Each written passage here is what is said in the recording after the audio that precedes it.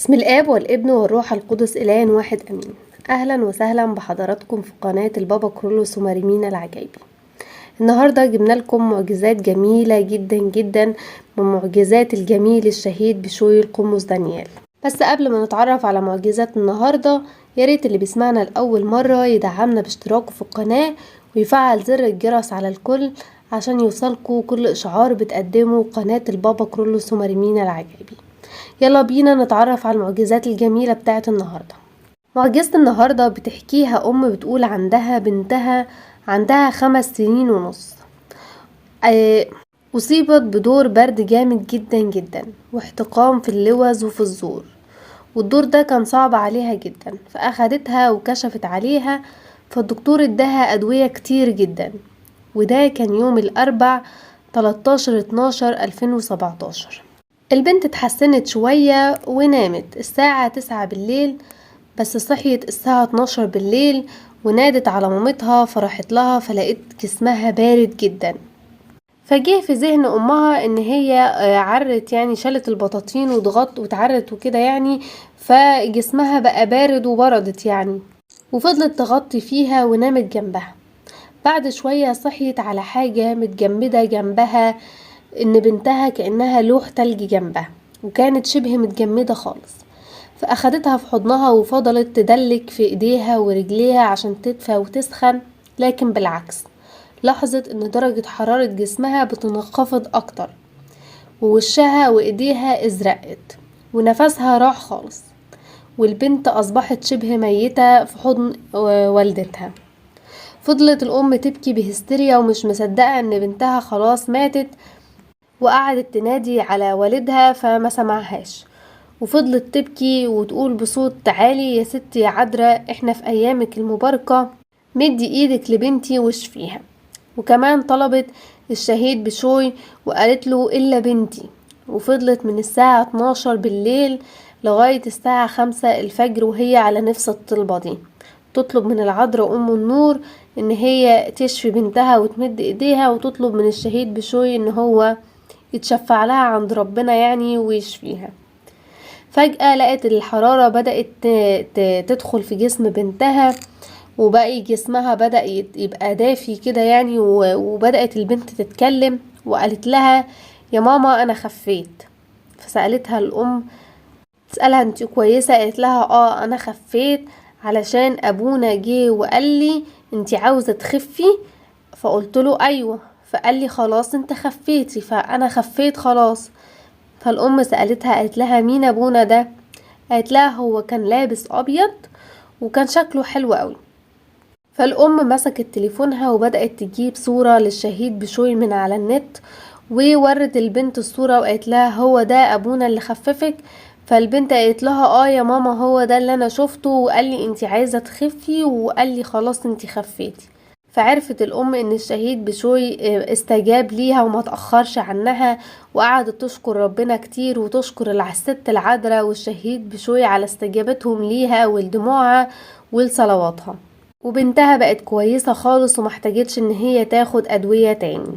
وبتحكي سيدة تانية بتقول ان هي كانت من الغردقة، ومنتشر عندهم في الغردقة مرض اسمه حمى الضنك، وده منتشر عندهم بصورة كبيرة جدا في الغردقة، وليه اعراض كتير جدا زي ارتفاع درجة الحرارة والصداع وآلام في العضلات والمفاصل وطفح جلدي، وممكن يوصل لنزيف دموي، وعلاجه هو علاج داعم.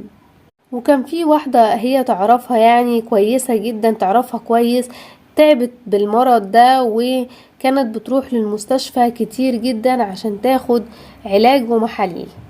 وفي يوم من الأيام أخدها زوجها ووداها للمستشفى لما تعبت، وسابها ان هي تاخد العلاج بتاعها، وقال لها هيروح يعمل شوية مشاوير ويرجع لها تاني. فخلصت الست دي العلاج بتاعها وقاعدة منتظرة زوجها في المستشفى بعد ما خلصت العلاج لغاية ما يجي عشان يروحوا يعني. وأثناء ما هي قاعدة منتظرة زوجها، جالها شاب كده شكله حلو وقال لها: هو أنا ممكن أصلي لك؟ أنا اسمي بشوي. فقالت له ممكن. فاداها ازازة مية وقال لها: اشربي منها وقولي: يا ربي يسوع زي ما شفيت حماد سمعان من الحمى اشفيني.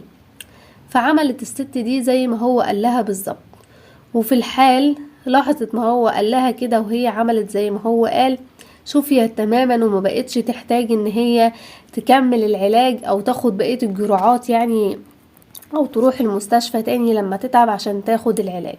وفرحت الست دي جدا ان هي صحت يعني وشافت وكده، ورجعت للشغل بتاعها تاني. وهي في الشغل قعدت تحكي لواحدة زميلة ليها ان ربنا عمل معاها عمل عظيم وشفاها وبقت كويسة جدا جدا. وقالت لها، حكت لها على اللي حصل معاها في المستشفى والشاب اللي جالها واداها مية وصللها وكل الحاجات دي. فردت عليها زميلتها قالت لها، على فكرة ممكن يكون الشاب ده هو الشهيد بشوي اللي من شهداء طنطا. فالست قالت لها ان هي ما تعرفوش يعني وكده، فقالت لها هوريكي صورته، واخدت تليفونها وقعدت تدور على صور للشهيد بشوي على النت، وفعلا لقت صورة وورته لها، وورت الصورة للست يعني. قالت لها ايوه هو ده، بس هو فعلا هو ده اللي في الصورة، بس هو كان اجمل بكتير جدا من الصورة دي، لان كان وشه منور وكان شكله جميل جدا جدا. وعرفت ان الشهيد بشوي هو اللي جالها وصللها واداها المية. بعد فترة كبيرة كده ظهر على بنت الست دي اعراض نفس المرض اللي هي والدتها الست دي كانت مصابة بيه، اللي هو حمى الضن كده. ففعلا في الحال وبدون ما تتردد الام يعني او تنصح بنتها ان هي تروح تكشف او تروح مستشفى او اي حاجة، اديتها من نفس ازازة المية اللي اداها لها الشهيد بشوي عشان تشرب منها. وفي الحال فعلا شفيت البنت ديت اللي هي بنت الست دي، شفيت تماما ومحتاجتش ان هي تروح لدكتور او ان هي تكشف او حتى تروح مستشفى تاخد العلاج او الجرعات بتاعت العلاج اللي كانت بتاخدها والدتها، وشفيت في الحال.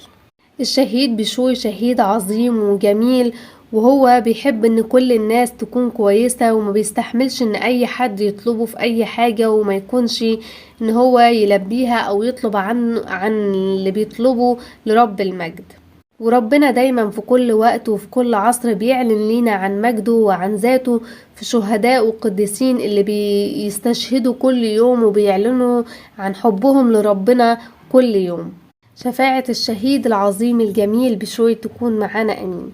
كده بنكون وصلنا لنهاية معجزة النهاردة. ياريت تقولولنا رأيكم في التعليقات، ولو عجبتكم المعجزة ياريت تدعمونا بلايك وشير عشان غيرنا يستفيد، وياريت تذكروني دايما في صلواتكم. سلام.